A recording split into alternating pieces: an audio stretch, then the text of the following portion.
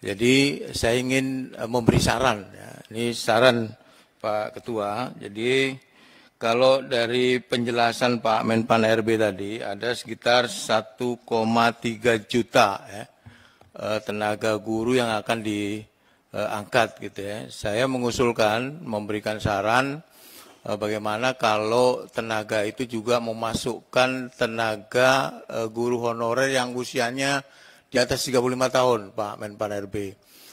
Saya beberapa kali ke daerah mendengar secara langsung, kasihan mereka ini.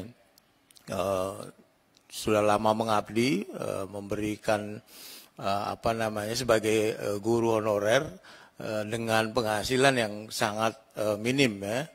Ini kalau bisa saya menyarankan untuk masuk di dalam 1,3 juta tenaga guru yang akan diangkat tadi yang menurut Pak Menpan RB.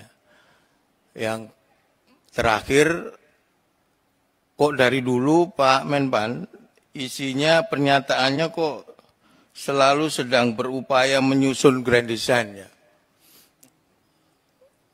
Kalau dari kalimat sedang berupaya menyusun grand design ini berarti baru rencananya menyusun. Padahal ini udah lama ini persoalan-persoalan ini. Saya kira kalaupun ada, seharusnya itu sudah jadi semacam blueprint lah, yang kemudian bisa menyelesaikan persoalan-persoalan yang berkaitan dengan tenaga kerja ASN ini secara menyeluruh dan tidak parsial gitu ya. Jadi kalau ada persoalan baru bikin PP gitu. Tapi itu buatlah grand design yang menyeluruh, yang kemudian bisa menyelesaikan persoalan-persoalan yang sekarang ada itu. Apakah itu bisa diselesaikan berapa tahun, tapi jelas gitu ininya, roadmap itu jelas, grand design-nya itu ada gitu jelas. Tapi kalau dari kalimat ini baru berupaya menyusun. Gitu. Jadi berarti kalau dari kalimat ini belum disusun nih Pak Menpan RB. Saya kira di bawah kepemimpinan Pak Menpan RB yang sekarang, saya berharap ini bisa selesai ya menjelang tahun 2024 nanti. Jadi persoalan semua berkaitan dengan honor, berkaitan dengan ASN ini bisa selesai. Apakah itu diperlukan perubahan atau revisi undang-undang ASN atau tidak? Pemerintah yang tahu. Tapi kalau saya lihat sebenarnya bisa ditangani oleh pemerintah ya, melalui apakah itu PP, apakah itu Kepmen. Ini ada Pak Mendagri juga yang mungkin bisa memberikan jawaban ya terhadap saran tadi yang saya sampaikan. Terima kasih Pak Ketua. Terima kasih Pak Johan. Pak Gaus. Terima kasih pimpinan. Assalamualaikum warahmatullahi wabarakatuh. Pimpinan dan anggota Komisi 2 yang saya hormati, Bapak Menpan RB, Bapak Mendagri, Bapak Wakil Menteri Hukum dan HAM, serta Bapak Dirjen, hadirin dan hadirat yang saya muliakan. Setelah mendengar paparan yang disampaikan oleh Pak Menpan RB, Pak Cahyokumolo, saya semalam membaca secara utuh apa yang sudah Bapak bacakan. Kesimpulannya adalah bahwa pemerintah dalam hal ini berkaitan terhadap usul hak inisiatif yang dilakukan oleh DPR dalam rangka melakukan perubahan terhadap Undang-Undang Nomor 5 Tahun 2014 tentang ASN, nampaknya pemerintah belum setuju. Itu kesimpulan yang saya baca dan itu pun juga Bapak ungkapkan. Oleh karena ini bukanlah ranah untuk tanya jawab. Oleh karena itu saya menyambung apa yang disampaikan oleh Pak Johan tentang bagaimana grand design pemerintah terhadap pengelolaan dan masa depan ASN ini. Salah satu bentuk sudah disampaikan bahwa akan dihilangkan eselon 3 dan 4. Itu bagian daripada grand design.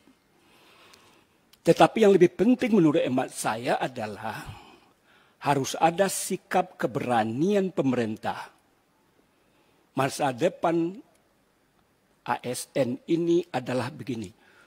Intinya adalah supaya masyarakat tidak berharap-harap untuk menjadi pegawai negeri sipil atau ASN.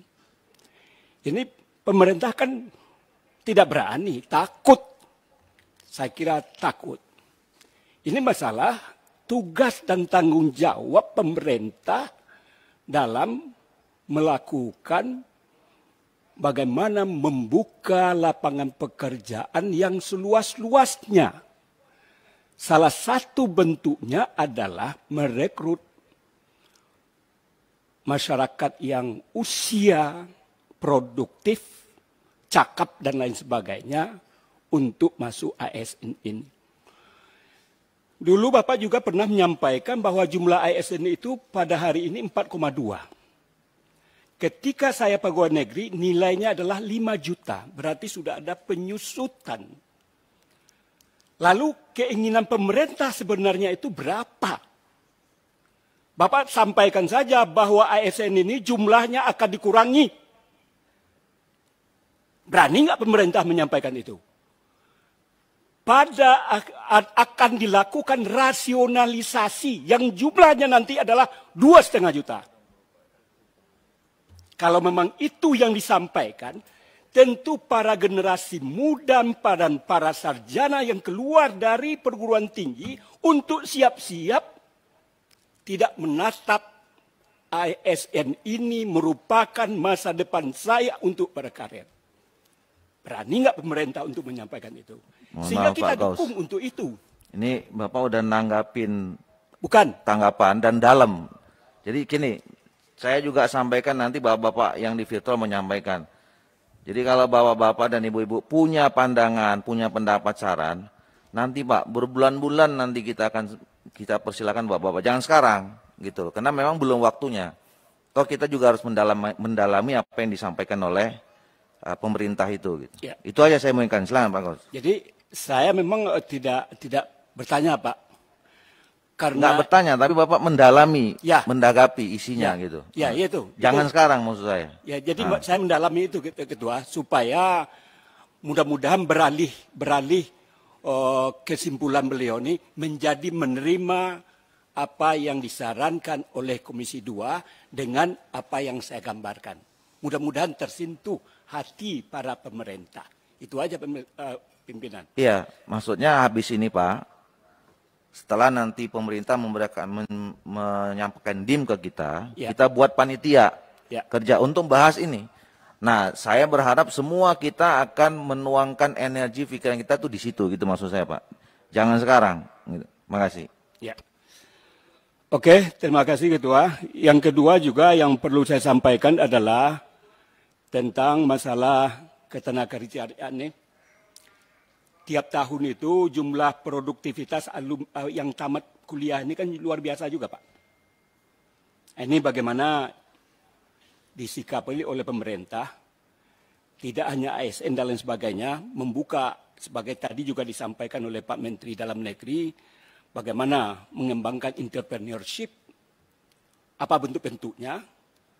Ini perlu, sehingga orang tidak perlu ASN itu. Yang ketiga adalah tentang apa yang dijanjikan oleh pemerintah. Ini barangkali banyak pegawai honorer K2 Pak. Yang ini janji Pak. Pemerintah pun juga harus punya sikap juga Pak.